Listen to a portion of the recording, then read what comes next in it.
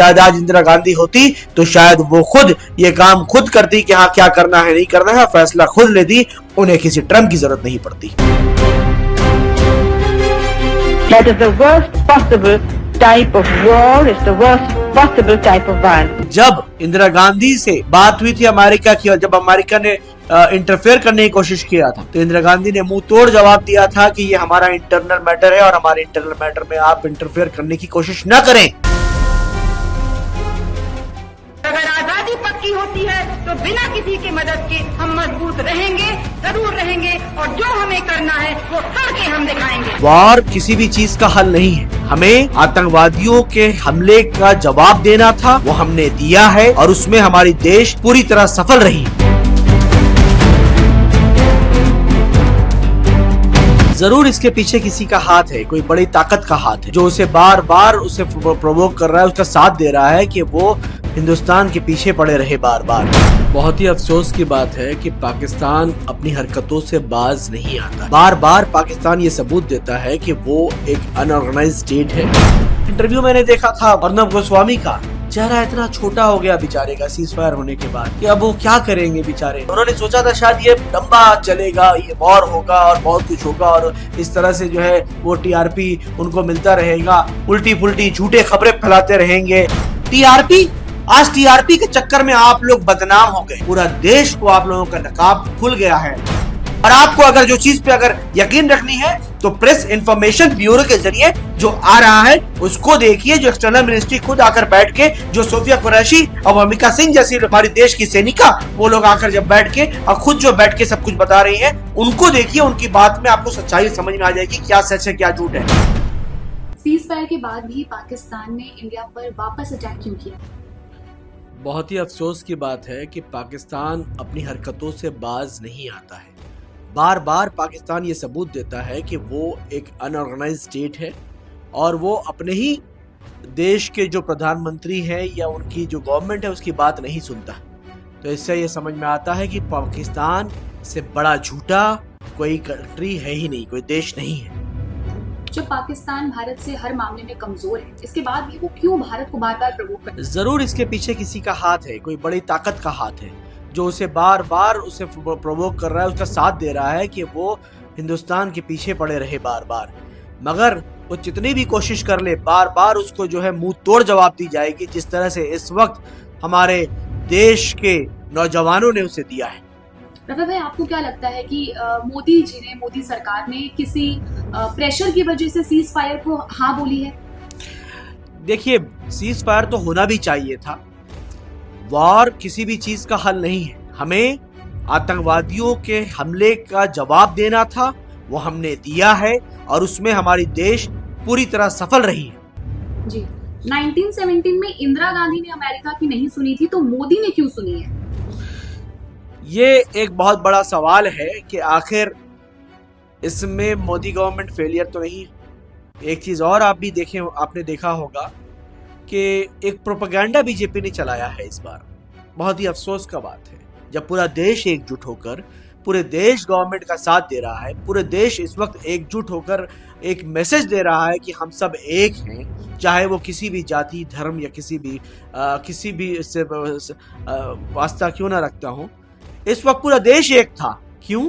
Terrorism के खिलाफ पूरा देश एक था। किसके लिए? अपने सेनाओं के लिए, कि हमारे सेना जो इस वक्त बॉर्डर पे खड़े होकर जवाब दे रहे हैं टेररिस्ट को, उन टेररिज्म के खिलाफ, कि हमारा देश इसको बर्दाश्त नहीं करेगा। उस वक्त भी बीजेपी ये प्रोपेगेंडा चलाता है कि पिछले सरकार के टाइम में सब जवाब नहीं दिया गया, पिछले सरकार के टाइम में सरकार फेलियर रही बहुत सारे इस किस्म के अटैक्स में, और इस वक्त मोदी जी को जो है फिर एक बड़ा ब्रांड बनाकर सामने दिखाने की कोशिश की जा रही है। मगर मैं बीजेपी से सवाल करना चाहता हूं कि जब इंदिरा गांधी से बात हुई थी अमेरिका की और जब अमेरिका ने इंटरफेयर करने की कोशिश किया था तो इंदिरा गांधी ने मुंह तोड़ जवाब दिया था कि ये हमारा इंटरनल मैटर है और हमारे इंटरनल मैटर में आप इंटरफेयर करने की कोशिश न करें। I believe that it is not the task of any one country to say to another what they should do, even if it is a question of helping. आज क्या हो गया? आप लोग तो बहुत बड़ा चेहरा दिखा रहे थे मोदी जी को।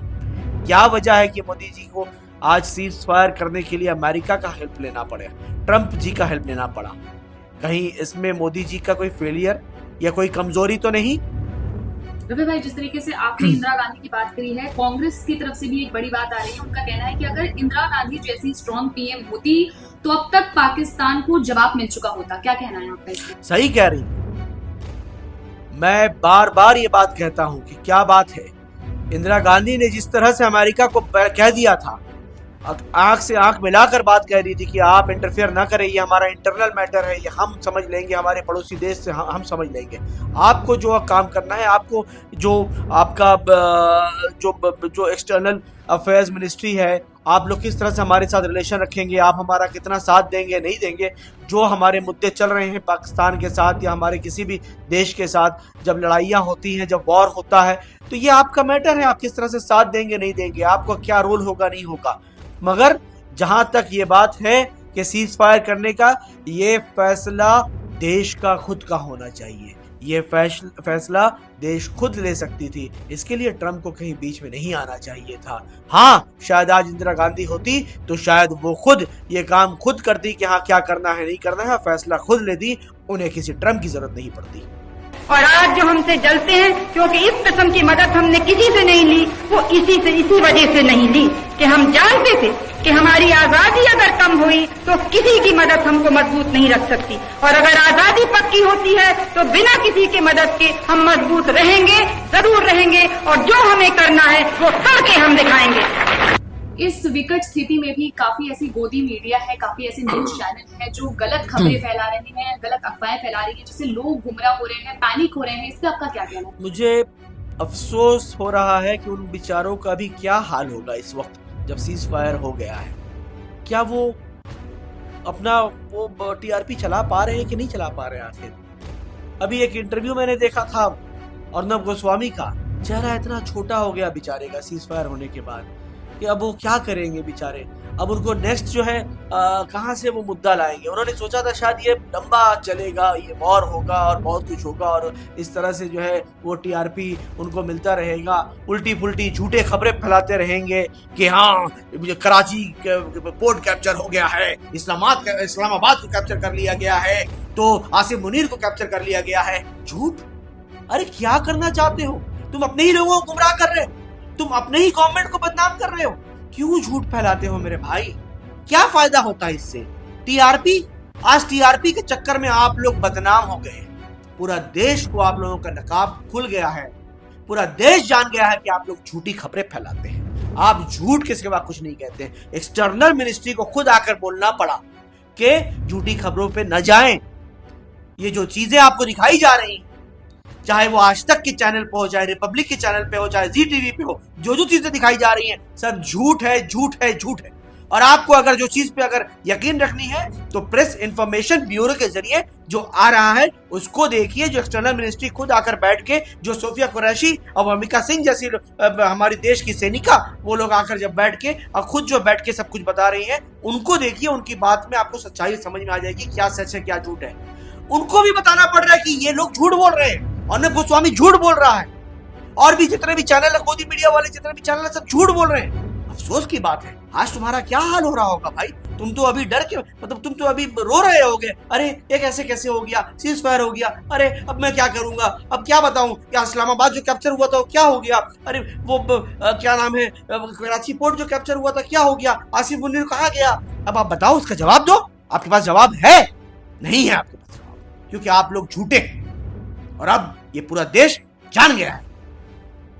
गवर्नमेंट की तरफ से भी ये कहा गया था कि अगर कोई गलत न्यूज फैलाता है उनके खिलाफ कार्रवाई की जाएगी, लेकिन उसके बावजूद भी गोदी मीडिया के खिलाफ कोई कार्रवाई नहीं। मैं गवर्नमेंट से अपील करना चाहता हूं, जबकि ये लोग खुले बेनकाब हो गए, जब ये देश की बात थी इस वक्त, इससे पहले तक तो इंटरनल मैटर पे ये लोग झूठ बोल रहे थे, अब देश के मैटर पे, जब देश के मुद्दे पे इतना बड़ा झूठ ये लोग कह रहे थे, झूठी अफवाह फैला रहे थे, गवर्नमेंट को इस वक्त सख्त से सख्त इनके खिलाफ जो है एक्शन लेनी चाहिए, और हो सके तो इनको बैन कर देना चाहिए। ये सब जितने भी चैनल्स हैं और जितने भी ये लोग रिपोर्टर्स हैं, जो गोदी मीडिया के रिपोर्टर्स हैं, जो झूठ फैला रहे थे और देश को गुमराह कर रहे थे, इन सब को बैंड कर देना चाहिए, क्योंकि इनकी गलतियों की वजह से देश में एक सनसनी फैला हुआ था, देश में एक डर भय का माहौल फैल रहा था और लोगों के अंदर एक घबराहट सी फैल रही थी।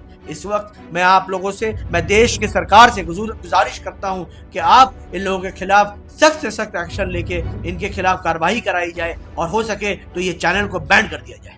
जी रवि भाई, आपको क्या लगता है कि पाकिस्तान क्या इंडिया की सॉफ्टनेस को गलत फायदा उठा रहा है उसका?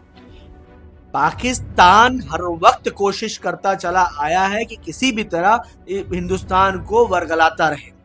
इसके पीछे बहुत सारे एजेंडे हैं। अब आप देखिए, इस वक्त जो 26 लोगों को हमारी जो शहीद कर दी गई थी पहलगाम में, जो अटैक हुआ था, इस अटैक का पूरा नैरेटिव आप देखिए कि वापस इस देश में टुकड़ा कराने की कोशिश कर रहे थे। अब पाकिस्तान जो एक टेररिस्ट स्टेट है, बार बार ये कोशिश करता चला आया है और वो हमेशा नाकाम रहा है और मैं जानता हूं कि इंशाअल्लाह ताला आगे भी वो नाकाम रहेगा। सेना उसे सही जवाब दे रही है और हिंदुस्तान की सेना हमेशा सही जवाब देती चले आई है और आगे भी देती चले आएगी।